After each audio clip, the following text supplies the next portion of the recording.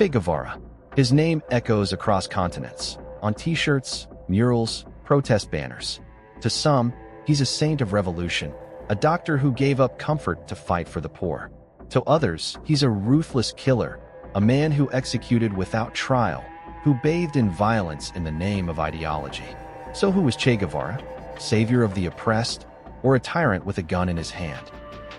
If this video made you see things from a new angle, don't forget to like the video, subscribe to Hero or Villain, and share this video. Thanks for watching.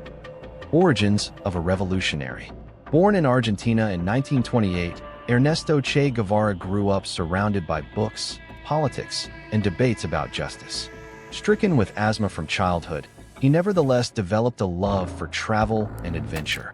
In his early 20s, Che embarked on a legendary motorcycle journey across South America. What he saw, poverty, exploitation, and imperialism, shook him deeply. He wrote in his diary of starving miners, of children with no shoes, of entire villages trapped in misery. For many, this was his awakening.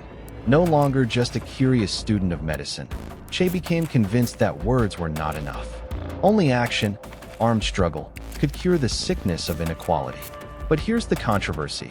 Was this compassion for the poor, or the birth of an ideology that would justify killing in the name of liberation? Cuba and the making of a symbol. Che met Fidel Castro in Mexico in 1955. Drawn together by a shared dream of overthrowing Cuban dictator Fulgencio Batista, Che joined Castro's 26th of July movement as its doctor, but quickly proved himself as a fighter and commander.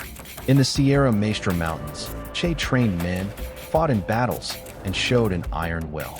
He became known as Comandante Che. His most famous victory came at the Battle of Santa Clara in 1958, where his guerrilla column derailed an armored train carrying Batista's troops. The regime collapsed soon after, and Castro entered Havana as the new leader of Cuba, with Che at his side. To admirers, this was the moment Che became a global icon, the fearless revolutionary who toppled a dictator. To critics, it was the beginning of a darker chapter, because what followed was not freedom, but executions.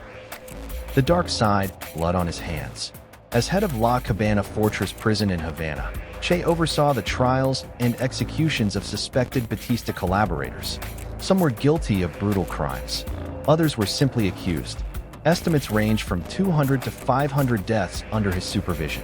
Che himself admitted in his writings, a revolutionary must become a cold, killing machine motivated by pure hate. This is where the legend splits in two. To supporters, Che was dispensing justice against torturers and oppressors who had plagued Cuba for years. To opponents, he was a judge, jury, and executioner who denied basic human rights. Did he cleanse Cuba of tyranny, or replace one kind of terror with another? The global revolutionary. Che's restless spirit didn't stop in Cuba. He held government posts, Minister of Industry, head of the National Bank, but bureaucracy bored him. Instead, he dreamed of sparking revolutions across the globe.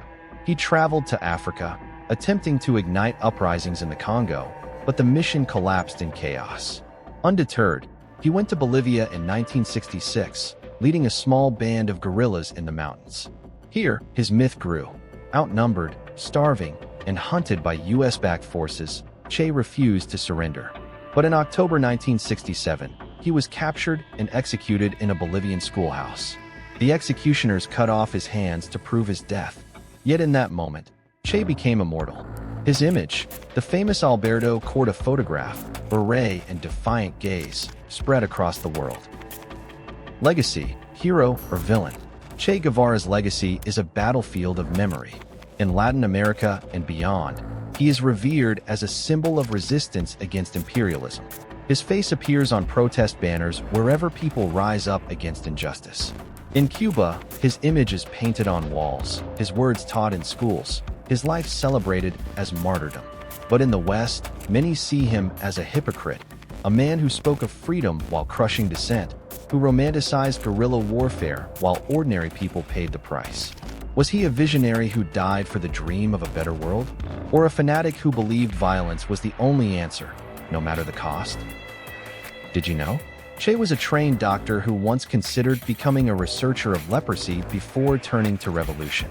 Despite asthma, he marched long distances with guerrilla fighters, often refusing special treatment. His body was hidden for 30 years after his execution, only to be rediscovered in Bolivia in 1997. In Cuba, children begin school each day with the pledge, "We will be like Che." Ironically, despite being anti-capitalist, his image is now one of the most commercialized symbols in the world, sold on t-shirts, mugs, and posters. Sketch of the day. On a jungle trail, a man with a beard leans on his rifle. His beret bears a single star. Moonlight filters through the trees, casting shadows across his face. One side illuminated, the other swallowed in darkness. A revolutionary, a doctor, a fighter, a killer. One name, two legacies. Che Guevara's story forces us to confront a timeless question. Can violence ever be justified in the pursuit of justice? Was he the embodiment of sacrifice, a man who left behind comfort, family, and safety to fight for the oppressed? Or was he blinded by ideology, becoming the very monster he sought to destroy?